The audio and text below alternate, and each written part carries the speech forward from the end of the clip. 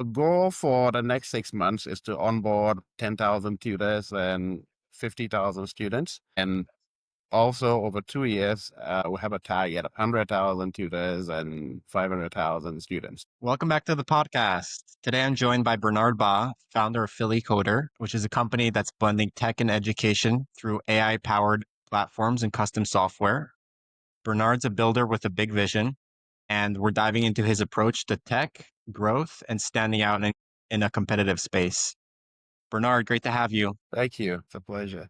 Let's jump in. So my first question would be just to understand, how did PhillyCoder come about and what's the bigger mission behind it? Okay, so actually, I started out as a tutor teaching web development, mobile app development, and software development courses. And as time went on, my students started asking me if I could build websites or mobile apps or software for them. So it was a natural transition from there once I started building for them to start accepting those kinds of jobs from other places. So I signed up on other sites where I could find web development, mobile app development, and software development clients. As time went on, I realized I could expand into those areas since I was already doing some of that for a couple of my students. So yeah, I think teaching gives you some credibility. I wasn't my intention, but the students realized, well, you've already taught us this stuff. We know you can do it, so why not? So that's how come I got my first few clients, and then as time went on, I got into it full time. Awesome. I love how that just came naturally. Currently, like with the way things are, what current trends in AI or in software development are you really paying attention right now? Good question. There are quite a few. The ones that I'm interested in using AI to automate a whole lot of things and using AI to market and also generate insights within the software we're building. So we're building a couple of software and platforms, and we're leveraging AI in each of them for a different purpose. So I'm keeping close tabs on that. I also have a few clients that we consult for, and what we've done is we've used AI to help them with things like Power BI, machine learning and AI tools within Power BI to help them get better insights to their CEO and other roles within the organization. Yeah, I mean, I'm curious, how are you currently using AI in your marketing and sales efforts? Yeah, for within Philly Coda, we have tried a few AI tools like Instantly that has some of that capability. We also use Deeds Gorilla and a few others to try to identify people who fit a certain profile that we might be interested in the software we've built and are selling. So yeah, I've also used Head.ai, which is actually a new platform that was launched recently. They hired me as an influencer for them, but as I've used their tools since then. They have like some capabilities for hiring other influencers or people to do affiliate marketing from within the site. And so yeah, I've used that as well. And I've recently been exploring some other ones, but apart from those marketing tools, we've also used AI for some video generation, like in Video AI and Leonardo.ai. So yeah, we use AI for some of those functions, and there are other AI tools that we use for software development and other purposes, but those are the ones that we use in sales and marketing related roles. Fascinating. Those are some new tools that I haven't heard of. So I'm You curious, should. the web and app development market can be very crowded sometimes. So I'm curious, like, what's your Yeah, strategy for standing out and, building authority within your market? a good question. Yeah. Over time, I've noticed that the competition has intensified.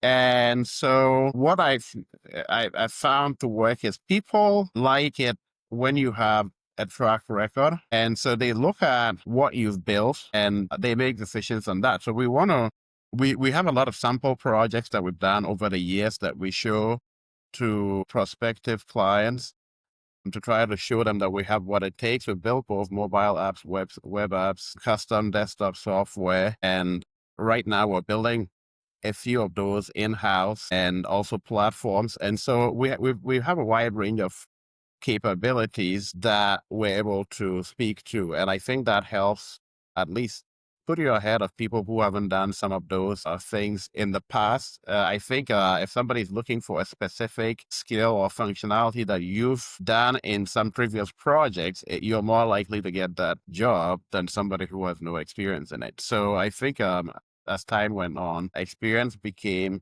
the differentiator in certain jobs. But we also have moved from being a full-time agency building other people's projects to building software in-house for sale. Like we have a school management software, Philly EDU, and an HR management software, Philly HR, and a hotel management software, HoteSoft, that we've built. And so we sell those to clients directly. And it's, even though it's competitive, it's not as competitive as chasing a software or web development or mobile app development clients, because we have some distinguishing features within each of those that we can speak to. It sounds like you have a wide range of experience across multiple different industries, and you can stand on those case studies that you've built over time. Can you give us a peek into how Philly Coder's funnel works? Like what happens after a lead comes in to your system?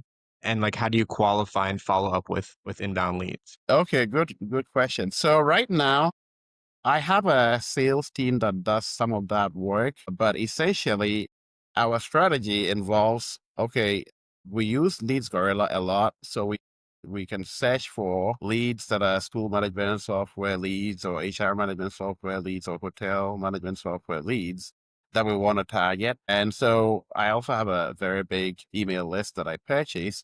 So we get people's emails, phone numbers, WhatsApp, SMS, text messages, and we send out, try to reach them through those different channels. And so if we're not able to reach people through one channel, we try a different channels. At least Gorilla gives us a wide range of ways of reaching people, and some of them we might look up their address, and if we call them and they want us to come in and do a demo, we do that. But essentially, once we do the first outreach, we track uh, who has responded, who has shown interest, and who do we need to follow up with. And so, yeah, as long as somebody has not closed the door, we follow up with them through other channels. We might reach out to somebody else within the organization if it's not the decision maker. And so, yeah, we track things that way until we at least get some decision. We might follow up even if the person says no after a few months. But because things change and people's decisions might change as circumstances change. So if they say no, we leave them for some time and then follow up maybe 3 or 6 months down the line to see if anything has changed, or if we've introduced some new features that might be of interest to them. We try to follow up just to see if anything might change with that. But otherwise, we'll just let it slide and go to the next person. Yeah. Yeah. If you could point to one thing, what do you feel is the hardest part about turning, your leads into paying clients? You know, I think there's some leads that would just say, okay, this is what I'm looking for. I'm interested in this. Let's do it. And then there might be others who are not sure of what you're offering and how it benefits them. Some have requested, okay, I've seen your demo, but I need a more comprehensive demo. I want to see every functionality in detail. So would either, if they're open to it, send them a more detailed video demo or arrange a call with them to try to convince them. But I've found out a few times that once you have a product that's exactly what solves their pain point, it's very hard for them to resist. And so we do customizations of our software, but after listening to what people out there are saying. Like we had an NGO that said they're doing, we have a school management software we try to sell to them, but they said they're not necessarily a school, they're an NGO, and what they do is they provide training to people in different locations, and they have to record attendance and the completion of the training and all that in order to claim credit for completing that training because they're also being paid by donors and other things. And so we built an NGO training module to cater to people like that, because I realized that there are going to be other NGOs doing the same thing that we could sell the software to. And so once somebody has expressed that as their pain point and the thing that will move the dial or move the needle, we try to incorporate some of those features if it's something that we could sell to others over time. So I think part of it is offering what solves their pain point, because if you have a software that doesn't solve their pain point, they might be hesitant to shell out money for it. But once you can convince them that this is going to solve a certain problem that they've been worrying about for some time, they're more likely to be able to convince other stakeholders to support the decision to pay for it. Definitely. I think that's like 101 of sales is if there's no pain, there's no sale. So making sure that you're offering a a personalized solution to their unique pain, I think is a great strategy. I ask this question a lot, and I get some interesting answers. So I'm curious to ask you if you could wave a magic wand and fix one growth problem, what would it be? What would you fix immediately within your business? Okay, so we're building some platforms, for example, and our goal for Philly Tutor, which is a tutoring platform, which is a global tutoring platform that connects tutors to students across the globe and uses AI-powered matching. A goal for the next 6 months is to onboard 10,000 tutors and 50,000 students. And also over 2 years, we have a target of 100,000 tutors and 500,000 students.